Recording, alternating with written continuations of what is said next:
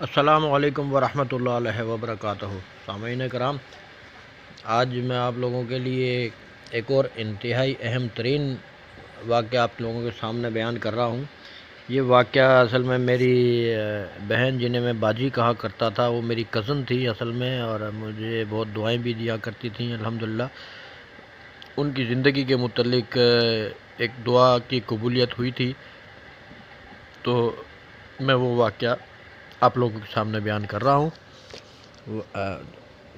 میں نبی کریم صلی اللہ علیہ وآلہ وسلم کے روضے پاک سے نکلا اور جبل احد پہ حضرت امیر حمزہ رضی اللہ تعالیٰ عنہ کے سید الشہداء کے مزارات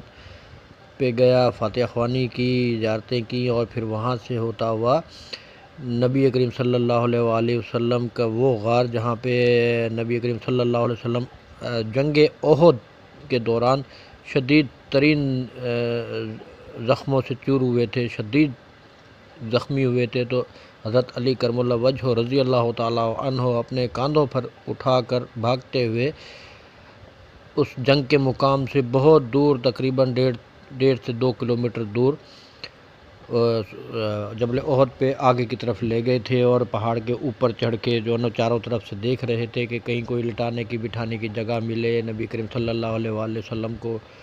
تو کہیں جگہ نظر نہیں آ رہی تھی کہ یکایک جو ہے نا پہاڑ میں جنبش ہوئی اور پہاڑ اپنی جگہ سے پھٹا، ایک غار بنا، اور اس میں 2 بہت بڑے بڑے پتھر آ کر لگ گئے، جو جس طرح سے بالکل بستر لگتے ہیں، بالکل پلین اور سیدھے پتھر، کہیں سے بھی کوئی چبھن یا کوئی کنکر باہر نہیں نکلا ہوا تھا، جو آج بھی موجود ہیں، اور میں نے خود اپنی آنکھوں سے ان کی زیارت کی ہے الحمدللہ۔ تو آج کل وہ جگہ گورنمنٹ نے بند کی ہوئی ہے، تو بہرحال وہاں پہ جو ہے نا وہ آپ صلی اللہ علیہ وسلم کو لٹایا گیا تھا۔ تو میں جبل احد پہ سید الشہداء کے مزار سے ہوتا ہوا، گھروں میں سے، گلیوں میں سے ہوتا ہوا اس پہاڑ تک پہنچا، اور جبل احد کے اوپر چڑھا، اور چڑھنے کے بعد اس غار تک پہنچا، اور غار جبل احد پہ چاروں طرف بکریاں ہی بکریاں گھوم رہی تھیں چاروں طرف، اور ہوا بھی تھی اور بکریاں بھی بکریاں تھیں۔ تو میں اس غار کے اندر کافی مشکلوں سے چڑھا جاتا ہے، چڑھائی کافی اس غار کے قریب تو پہنچا جا سکتا ہے، لیکن غار کے اندر کافی مشکلات ہوتی ہیں چڑھنے میں، تو میں غار کے اندر پہنچا۔ غار کے اندر جس طرح ہی پہنچا، بہت انتہائی مسحور کن، بہت دل فریب خوشبو محسوس ہوئی، اتنی عالی شان، اتنی بہترین خوشبو تھی۔ حالانکہ میں نے بھی ساری زندگی عطر استعمال کیا، اور انتہائی مہنگے مہنگے عطر بھی استعمال کیے، بہت عطر استعمال کیے، مگر ایسی خوشبو، وہ جو غار کی خوشبو تھی، اتنی زبردست خوشبو جو میں نے اپنی پوری زندگی میں کبھی بھی محسوس نہیں کی، کبھی بھی نہیں کی۔ انتہائی دل فریب، بہت خوبصورت، بہت زبردست خوشبو تھی، جو میں اتنے سال گزرنے کے باوجود بھی اس خوشبو کو آج تک محسوس کرتا ہوں الحمدللہ۔ وہ جنت کی خوشبو تھی، بے شک جنت کی خوشبو تھی۔ تو میں اس غار میں نبی کریم صلی اللہ علیہ وآلہ وسلم کے اس مبارک پتھر پر میں ہاتھ پھیر رہا تھا، اور دل میں خوش ہو رہا تھا کہ الحمدللہ اللہ تبارک و تعالیٰ نے مجھے بھی یہ سعادت بخشی۔ اتنی دیر میں کہ میرے موبائل کی بیل بجی، میں نے موبائل دیکھا تو میرے کراچی میں ایک کزن ہوتے ہیں، وہ اصل میں انجینئر ہیں، ان کا فون آیا، اور میں نے سلام کیا تو انہوں نے سلام کا جواب نہیں دیا، بلکہ رونا شروع کر دیا، اور کافی زاروں قطار رو رہے تھے۔ میں نے پوچھا بھائی کیا ہوا ہے، کیوں رو رہے ہو؟ تو انہوں نے کہا کہ سلیم بھائی میری بہن کا انتقال ہو گیا ہے، میں اس وقت ہاسپٹل میں ہوں، اسپتال میں ہوں، اور میری بہن کا انتقال ہو گیا ہے۔ ڈاکٹروں نے انہیں دل کا اٹیک ہوا تھا، اور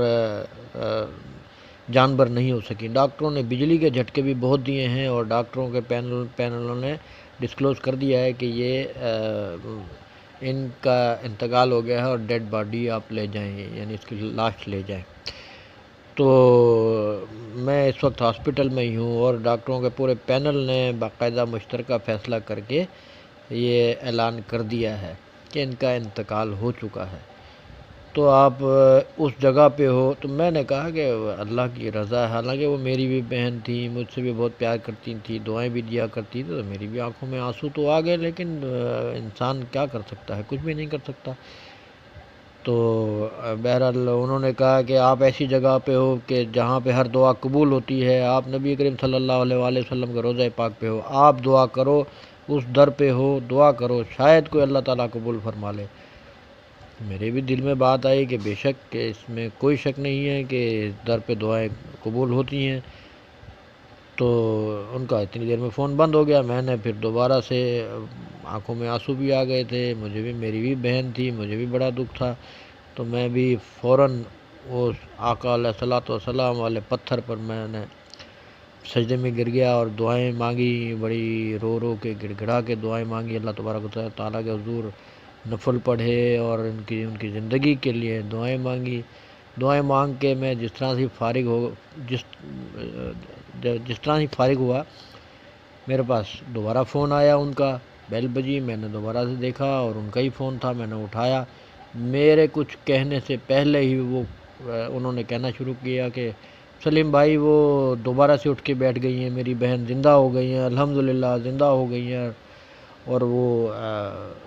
اب میں نے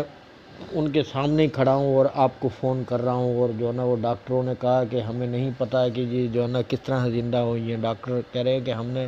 تمام مشینوں سے، تمام آلات سے، ہر چیز سے، ہر طریقے سے ہم نے چیک کیا تھا، مکمل تفصیل کی تھی کہ ان کا انتقال ہو چکا ہے. یہ کس طرح سے زندہ ہوئی ہمیں نہیں پتہ، یہ اللہ تبارک و تعالیٰ نے کسی کی دعا قبول کی ہے، اللہ تبارک و تعالیٰ نے ہی دوبارہ سے نئی زندگی دی ہے. ہمیں نہیں پتہ کہ ان کی زندگی کس طرح سے ہوئی ہے، ہماری طرف سے یہ ان کا انتقال ہو چکا تھا. تو انہوں نے، میرے کزن نے، میرے بھائی نے مجھے بتایا کہ پھر میں نے کہا کہ بھئی میرے بھائی ہیں مدینے میں مسجد نبی شریف میں، اور خاص طور پہ مسجد نبی شریف کے انتہائی اہم ترین جگہ پہ ہیں، تہ خانے میں ہوتے ہیں. تو انہوں نے جو ہے نا، میں نے ان کو کہا تھا تو انہوں نے دعا مانگی تو اللہ تعالیٰ نے قبول کی ہے. تو بہرحال انہوں نے کہا بے شک